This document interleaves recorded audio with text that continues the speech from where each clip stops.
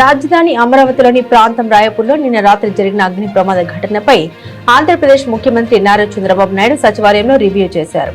రాయపూర్లో HOD టవర్ల నిర్మాణం వద్ద mega సంస్థకు చెందిన ప్లాస్టిక్ పైపులు రాత్రి దగ్ధమైన ఘటనపై ప్రాథమిక సమాచారాన్ని ముఖ్యమంత్రికి అధికారులు వివరించారు. రాజధాని ప్రాంతంలో తరచూ అగ్ని ప్రమాదాలు జరగడంపై సీఎం అనుమానాలు వ్యక్తం చేశారు.